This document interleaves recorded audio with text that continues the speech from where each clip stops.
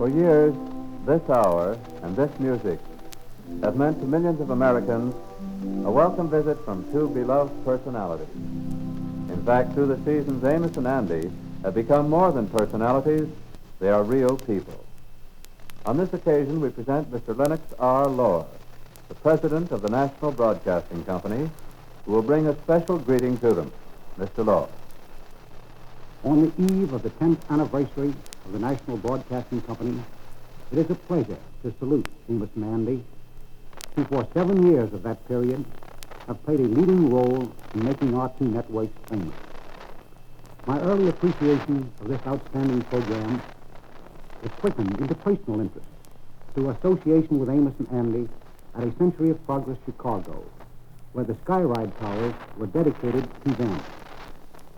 As this program now commences its 8th year, the National Broadcasting Company takes pride in recognizing the achievements of Amos and Andy. It is to these pioneers and friends of long standing that we give our congratulations tonight and our appreciation of the many pleasant hours we have spent together. We take you now to Amos and Andy in Hollywood with the hope that this program tonight is only an early milestone on a long road of happy birthdays ahead. Today, Amos and Andy drove their taxicab up in the mountains to Lake Arrowhead. They decided to explore that section of the country, and after driving for almost an hour, they found themselves lost. By mistake, they turned on a narrow dirt road, and unfortunately, the car stopped out of gasoline. As the scene opens now, we find the boys walking down the road about 100 yards from their taxicab, headed for a modest farmhouse to use the telephone. Here they are. Well, I didn't know that we was out of gasoline. We must have a leak in the tank or something. Yeah, where in the world is Well, I don't know where we is. We was somewhere up near Lake Arrowhead, up in the mountains. That's all I know. Well, how did we ever get on this road we is on? Well, you was the one that told me to turn down this road. If this ain't a mess, I don't know. Here we is 100 miles away from Los Angeles, up in the mountains, done lost our way, and we're out of gasoline. I can see us sleeping in this taxi cab up here now, or walking my feet off to get some gas. Well, the thing for us to do is to go to this house down here and ask the man let us use the telephone. And don't forget, if somebody brings us some gasoline out here, it's going to cost us plenty of money. Well, if the man would let us use the telephone, we just got to call up the nearest filling station and ask them to send it out and pay them whatever they want to charge us. Unless we want to walk to the nearest place and get it, but that might be miles away from here. Well, here's the house. Yeah, there's the man's mailbox with his name on it. What does that spell? Say on the mailbox, WALTERHUSTON. WALTERHUSTON.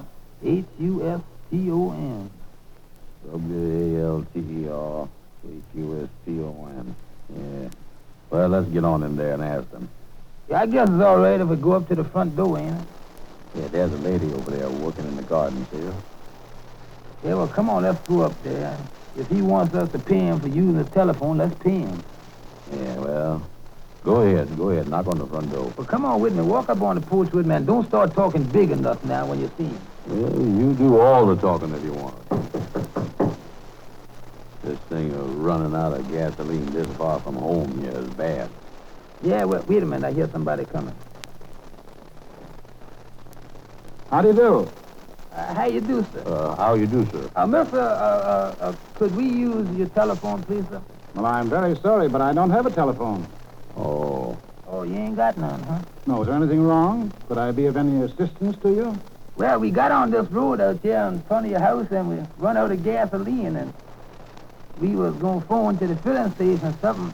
We didn't see no automobiles going by, you see. We kind of lost, mister. I guess we can walk to the filling station, though, if you tell us which way the nearest one is. Well, the nearest filling station, boys, is quite a long ways. But I think I could let you have a little gasoline. Yeah, so we'll pay you for it. Oh, that's all right. Let's walk out here and go around in the back. Yeah, sir. Well, thank you, sir. Yeah. Where are you boys from, Los Angeles? Well, we is from New York. But we drove out from New York to Hollywood on our vacation with a trailer, and we left the trailer in Hollywood, and we drove up there to Lake Arrowhead over there, and I don't know, we started messing around up here, and we got lost. And run out of gasoline. Well, that's too bad, boys. Now, let's see, what have we here? Here's some gasoline. You boys don't have a can or anything, do you? I know, sir, we ain't got nothing, but we look around, see if we can find something. Yeah. Oh, well, here's one you can have. Yeah, you can keep this. This show is nice of you, mister. Yeah, sir, we won't pay you for Oh, no, that's all right. You forget about that. Sit down there. There's a little bench there that I keep out here. Now, this can holds, now, let's see, about 3 gallons. I'll fill it up for it. you. Oh, no, sir, we don't need that much. That's all right. I've got plenty of gasoline. Now, here's a funnel. You boys are a long way from home.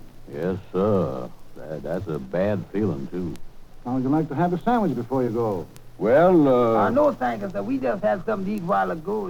No. Oh, that's plenty of gasoline there. Ain't no use filling. No, that's all right. I might just as well fill it up. It sure is nice, sir. We didn't want to bother you. We just wanted to use the telephone, and yours was the only house that we could see around here. Well, that's 3 gallons of gasoline you can have. Yes, I wish you'd let me pay you for this. Oh, no, that's all right. Maybe someday I'll run out of gasoline in front of your place. and I'll call on you, and you can pay me back, huh? Yes, sir. How come you live up here in the mountains by yourself? Well, I'll tell you. Move over there. Yes, sir. I'll sit down with you a minute. Sit down, young fella. Yes, sir, thank you, sir. You live up here alone, huh? How come? Well, no, I don't live alone. I live here with my wife part of the year. She's out there in the garden now. Yes, sir. You see, I'm in a business that, well, it's a sort of nerve-wracking. When I'm working, it feels like I'm on a merry-go-round. You work in Los Angeles or Hollywood or someplace like Yes, that? I've worked in Hollywood quite a bit. I've worked in New York quite a bit, too, in Chicago. When I finish my work, well, I just have a feeling that I'd like to get away, so I come up here and enjoy this little place. Just the two of you, huh? Yes. You know, I find that if a man will get away from his work part of the time, and just think without the turmoil of worry, and going here and there, well, it does you a lot of good. Yeah, that rest do anybody good. That's what I preach all the time. Yes, but you can't rest too much. But after you hit the ball and work night and day, well, it's nice to get away. Yeah, the man got to have some rest already. Yeah, that's right. And a lot of them think, though, that they don't need it. But when I work pretty hard. Now, I've seen some of my friends try to keep going, and I've seen them crack under the strain. You know, boys, when I come up here, I find that I can think better. I get something out of life that I didn't know existed. Yes, sir. Yeah, that Hollywood is a busy place, all right. Yes, Hollywood is a busy place. And I guess a lot of people think it's sort of a playground. But a lot of people work awfully hard in Hollywood, and I've seen the work there drive them almost insane. Yeah, that moving picture business is a tough business. Yes, I'm afraid you're right.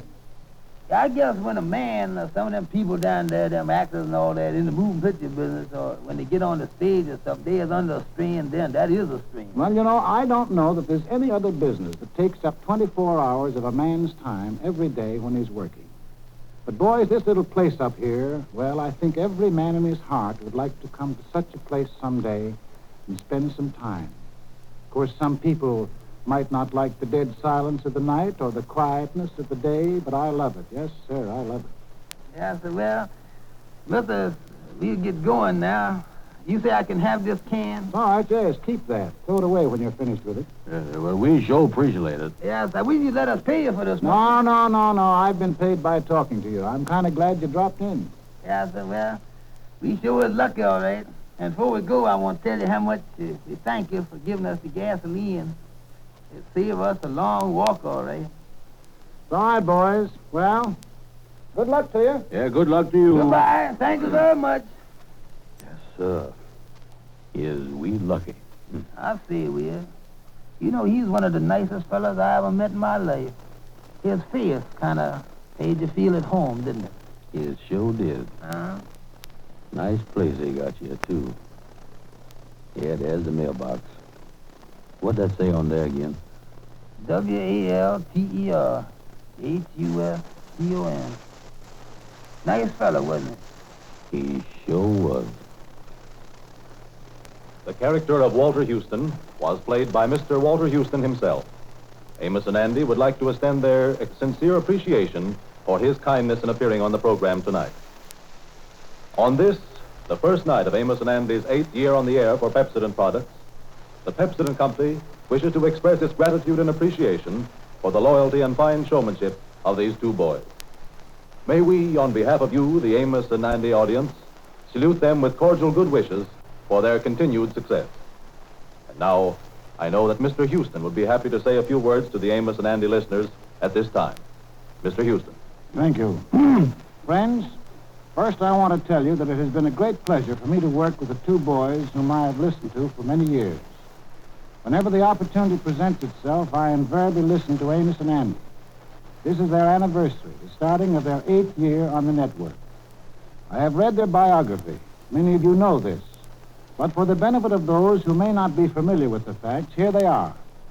These boys started working with colored dialect in January 1926. Under the name of Sam and Henry, this program, which was similar to Amos and Andy, was broadcast in the early days of radio over WGN in Chicago. After 2 years of Sam and Henry, the boys changed their names to Amos and Andy. In other words, Amos and Andy was actually started in March 1928. They broadcast at that time over station WMAQ in Chicago, with additional stations added by means of electrical transcription. But it was 7 years ago tonight that they started on what might be called the big time.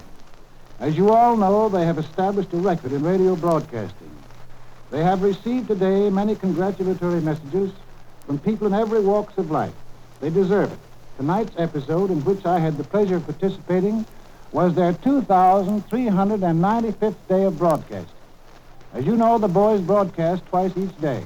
I think these boys should be congratulated on their long record of daily broadcasting of these episodes, which carries with it a streak of not only human interest, but of philosophy, which I have often enjoyed myself. Their humorous episodes have been a joy to many people for an awful long time.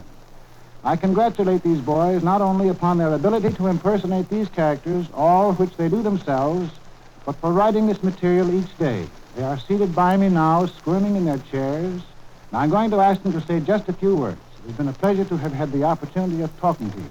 I thank you. And here they are, Amos and Andy. Well, that's very nice of you, Mr. Houston, and it's certainly nice of you to say all those sweet things. Yeah, even me, I was blushing. It ain't nobody ever heard me blush on the radio.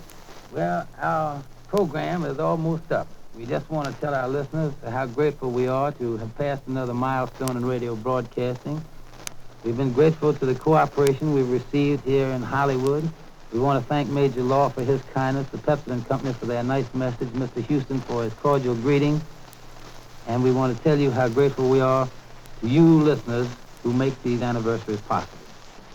We want to thank you and tell you we're very, very thrilled tonight and say good night. Good night, folks.